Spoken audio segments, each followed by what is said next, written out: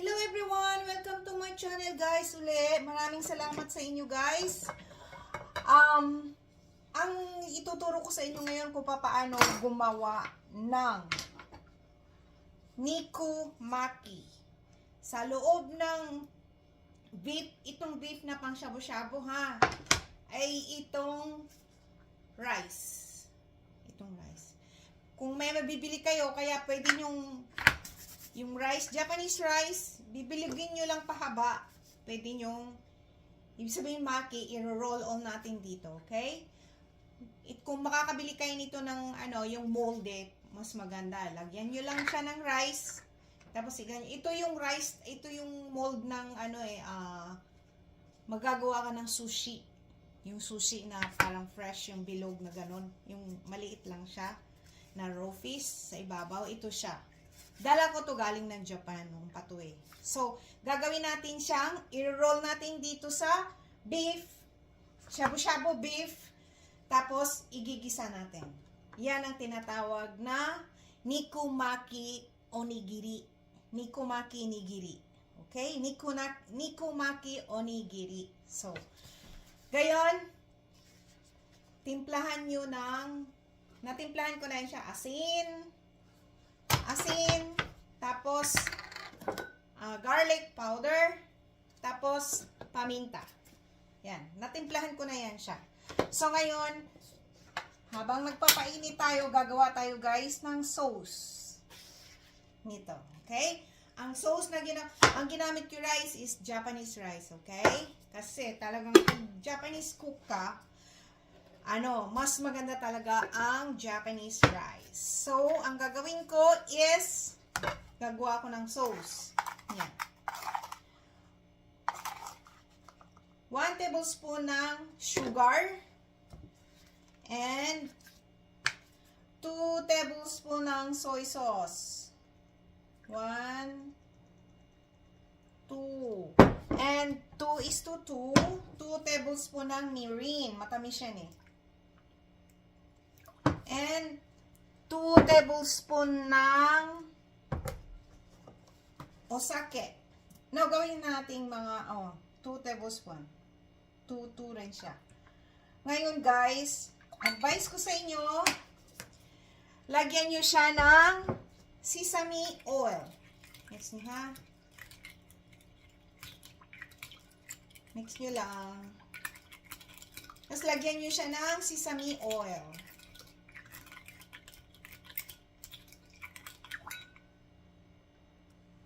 Ito guys, lagyan ng konting sesame oil. 1/2 ng teaspoon, 1/2 ng teaspoon lang. Mix it. Ito na yung sauce natin. Okay? Yan na yung sauce natin. So, ang gagawin natin ngayon is magbabalot ng rice sa beef. Okay? So, ngayon, okay na siya. Ito na yung rice, guys. Pero, lagyan natin ng konting, kasi dumidikit eh. Ganyan lang. Yan, oh. Ayan.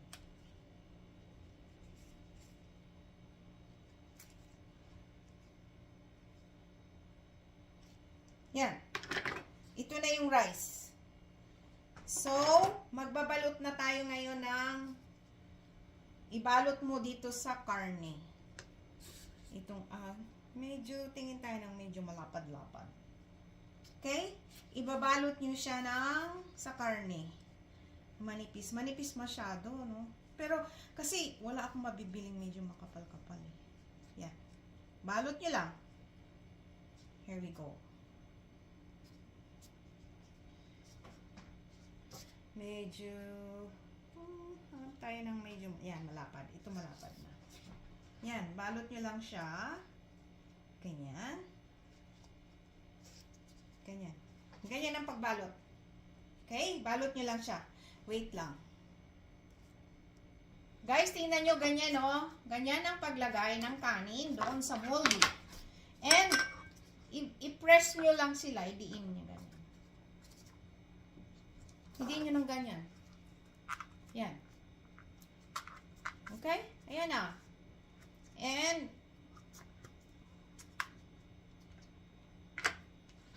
palabasin nyo lang siya dito sa butas. I-push mo lang ganyan. Yan. Ayan na. Yan na yung moldy. Yan ang mas very convenient pag meron kang sushi moldy. Ayan na siya. Hiwalay-hiwalay na. Babalutin uli natin, ha? Ito guys, ipiprito na natin, ha? Sa olive oil. Olive oil ang ginamit ko, guys, ha? Kailangan magiging brown siya.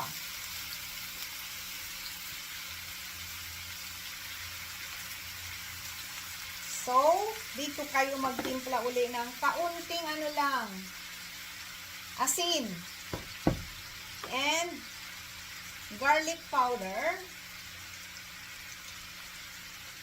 and paminta, pepper. Kunti lang, kasi may timpla na yan sa loob. Yan, ayos na yan siya. Okay? Medyo brown ang gagawin nyo.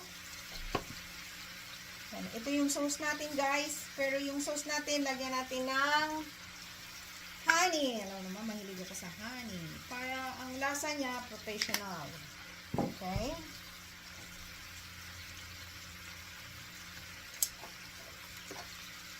Medium heat lang ang apoy, guys, ha.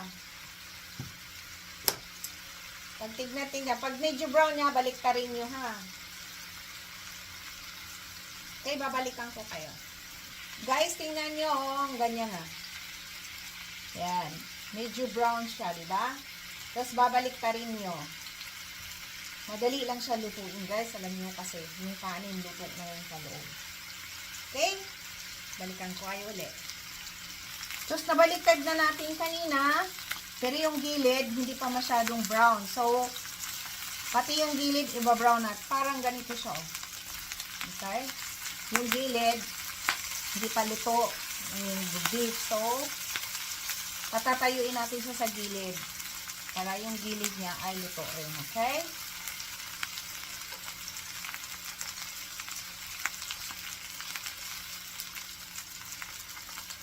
Yan ang tinatawag na Nikomaki Onigiri. Guys, tingnan nyo, ang ganda na ng kulay. Ayan. Masyadong manipis yung beef pang shabu-shabu kasi alam mo naman dito sa Amerika, wala akong makitang perfect talaga na. Katulad sa Japan na talagang medyo makapal-kapal naman. Ito naman, huwag na lang sanang ayan. Yan. So guys, okay na siya. Yung gilid, dito namin yung ilagay ang sauce. Oh, tanggalin ko na to kasi wala masyadong beef. Baka biglang sumabog-sabog. Ito na.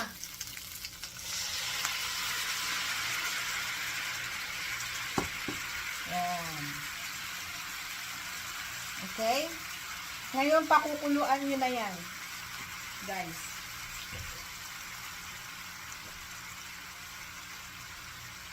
Pakukuluan nyo, medyo pabawas-bawasan nyo ng sauce and 3 minutes pakuluan, balik na rin natin mamaya.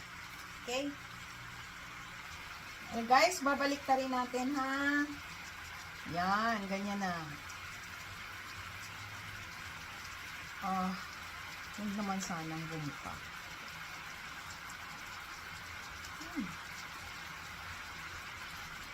Yan na siya.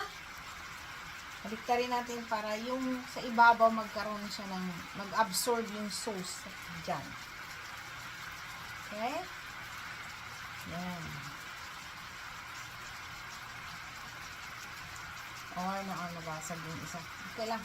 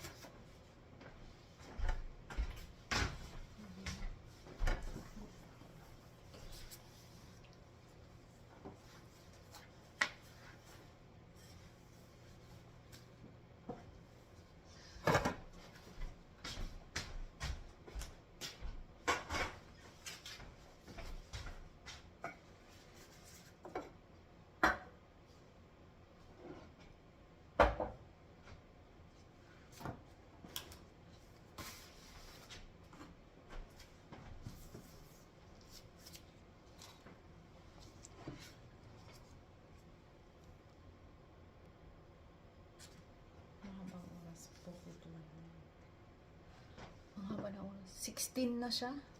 16